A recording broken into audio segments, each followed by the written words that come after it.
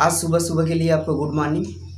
आज आज मैं बात करूंगा कि जब योग के क्षेत्र में आप आते हैं तो होता क्या है कि आपका जो ब्रह्मचर्य खंडित होता है। जैसे जैसे आप ध्यान करते हैं, साधना करते हैं, तो आपके अंदर छुपी वासनाएं, इच्छाएं जो है कि प्रकट होने लगती है।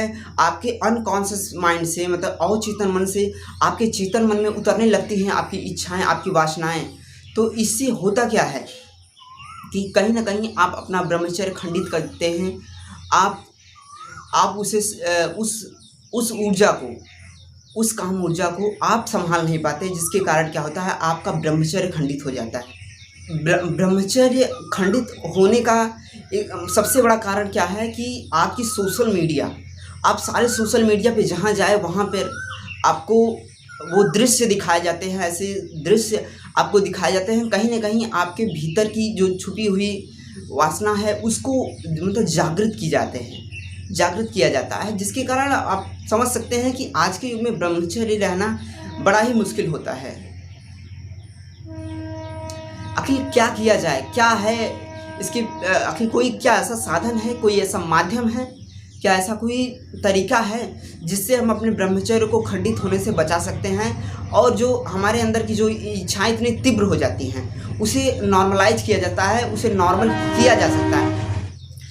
क्या ऐसी कोई विधि है जिसके माध्यम से अपनी काम वासना को कन्वर्ट किया जा सकता है? क्योंकि काम वासना भी एक तरह की ऊर्जा है, उसको हम कन्वर्ट कर सकते हैं। जैसे अन्य ऊर्जाओं में कन्वर्ट किया जा सकता है। विद्युत ऊर्जा को यांत्रिक ऊर्जा में, यांत्रिक ऊर्जा को विद्युत ऊर्जा में, पेशी ऊर्जा को और अयांत्रिक ऊर्जा में, बहुत सारी जो विज्ञान में आपने देखा होगा ढेर सारी ऊर्जाओं का कन्वर्ट किया। जैसे से सौर ऊर्जा को लोग एनर्जी में कन्वर्ट कर देते हैं और ढेर सारी ऐसी ऊर्जा को लाइट की ऊर्जा में भी कन्वर्ट कर देते हैं। तो उसी तरह से मेरा कहने का मतलब है, उसी तरह से अपनी काम ऊर्जा को भी कन्वर्ट किया जा सकता है। दोस्तों, अपनी काम ऊर्जा को ब्रह्मचर्य की ऊर्जा में कन्वर्ट किया जा सकता है। यही एक माध्यम है। आज तक योगा में जो खोजा गया है, यही एक माध्यम है। इसी के माध्यम से आप अपने आप में संयम रख सकते हैं। अन्यथा आप कितने भी वीडियोस देख लीजिए, कितने भी मोटिवेशनल वीडियोस देख लीजिए कि मैं ब्रह्मचर्य करना चाहिए, उसके फ़ायदे भी देख लीजिए, लेकिन क्या होता है कि ये चीज़ें क्या होती हैं कि आपके अनकॉन्शियस रूप से काम करती हैं, अनकॉन्शियस रूप से, अवचेतन मन से काम करती हैं। अगर इसीलिए तो सबसे अच्छा यही होता है कि आप उस ऊर्जाओं को ही कन्वर्ट कर दें। अगर आप ऊर्जा को कन्वर्ट करते हैं, मूलाधार पे वो ऊर्जा नहीं रखेंगे, तो वो जो मूलाधार चक्र से ऊर्जा ऊर्ध्वगामी होगी, आपके सुषुम्ना द्वार से होते हुए आपके सहस्त्रार चक्र पे जो कि प्रवाहित हो गया। इसके ऊपर के चक्र भी आपके एक्टिव होंगे और वो भी चक्र बैलेंस होंगे, जिससे आपकी भावनाएं, आपकी इच्छाएं बैलेंस होंगी, साथ ही आपके ध्यान में भी गति हो। आखिर ये है क्या? साइंस को थोड़ा सा बता दूं आपको। क्या है कि जो मूलाधार चक्र है, मूलाधार चक्र में क्या होता है कि वहाँ चक्र में जो है आपका वीर्यकर्ण होता है। वीर्यकर्ण के साथ एक मैं आपको बता दूं, जैसे चुंबक होता है, चुंबक के चारों ओर उसका चुंबकीय क्षेत्र होता है, उसकी चुंबकीय क्षेत्र का जो ऊर्जा होती है, उसी तरह से मैं आपको बता दूं कि जो हमारा वीर्यकर्ण होता है उसके साथ हमारी काम ऊर्जा चारों तरफ होती है। उसके साथ ही हमारी काम ऊर्जा भी उसमें जुड़ी होती है। जब किसी व्यक्ति का स्खलन हो जाता है तो होता क्या है कि वीर्यकणों के साथ साथ उसकी जो है कि काम एनर्जी वायु में, मतलब कि ब्रह्मांड में, अस्तित्व में खो जाती है। तो मैं आपको बता दूं कि उस काम ऊर्जा को मैं नहीं कहता कि आपका वीर्यकर्ण ऊपर जाएगा, क्योंकि न कोई डॉक्टर, न कोई शरीर शास्त्री ये नहीं कह सकता कि वीर्यकर्ण ऊपर जा रहे हैं, क्योंकि काट कर छांट कर उसका मेडिकल करके कभी भी देखा नहीं जा सकता कि वीर्यकर्ण ऊपर जा रहे हैं। आखिर ये कैसे पता चला? कई योगियों का, ध्यानियों का अनुभव रहा है दोस्तों, कई योगियों ध्यानियों का। अगर आप ध्यान करते हैं तो आपके सुषुम्ना द्वार से, रीढ़ की हड्डी के बीचों बीच से सुषुम्ना नाड़ी चलती है, वहाँ से जो है कि आपका काम ऊर्जा, आपकी काम एनर्जी जो है कि ऊपर उठती है। तो मैं आपको बता दूं कि जैसे ही आप ध्यान करते हैं आपको ये अनुभव होगा। और मूलबंध, अगर कोई मूलबंध लगाता है तो भी ये एनर्जी जो है कि मूलाधार से ऊपर की तरफ चढ़ती हुई अनुभव होती है। तो आखिर इस काम ऊर्जा को कन्वर्ट कैसे किया जाए, क्या है इसके कन्वर्ट करने की विधियाँ। दोस्तों ये कन्वर्ट करने की कई विधियाँ हैं। मैं आपको बता दूं कि जैसे मूलबंध, आप मूलबंध लगा लीजिए और अपने ध्यान को सहस्त्रार चक्र पे लगाइए।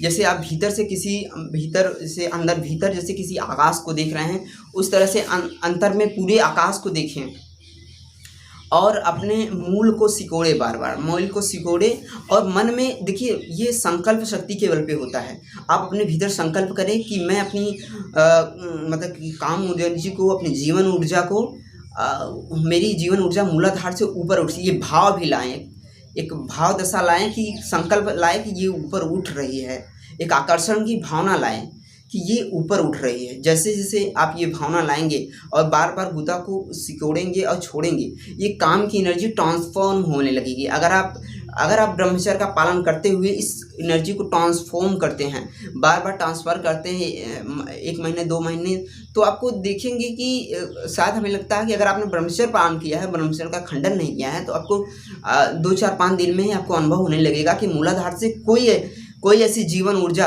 कोई ऐसी संजीवनी आपकी मूलाधार से उठना स्टार्ट हो जाएगी और वो जैसे जैसे ऊपर के चक्रों पे जाएगी, वहाँ के चक्रों का प्रभाव आपके जीवन में दिखने लगेगा।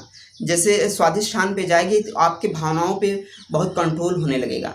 जैसे मणिपुर पे जाएगी कि तो आपको लगेगा कि मैं दुनिया में कुछ भी कर सकता हूँ। आपके अंदर बहुत ही जुनून और जोश, मतलब उत्साह मालूम होगा।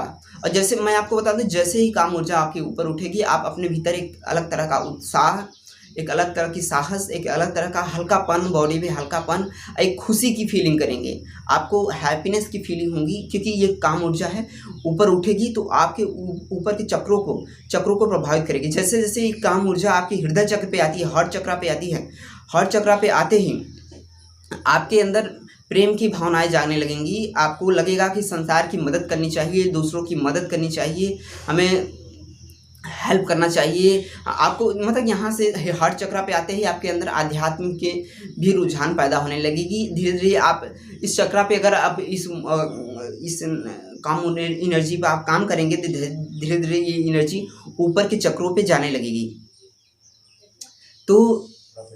तो आखिर इसको मैंने बताया कि मूलबंध एक खास तरीका है। मूलबंध के माध्यम से आप इस एनर्जी को ऊपर ले जा सकते हैं। और भी है त्रिबंध। दोस्तों, त्रिबंध लगाने से भी ये काम एनर्जी ऊपर जाती है। मैं कभी प्रैक्टिकल करके आपको दिखाऊंगा कैसे ये एनर्जी को ट्रांसफॉर्म किया जाता है। और उसके बाद आप कोई भी ध्यान करिए, हर ध्यान में ये ऊर्जा ऊपर जाती है।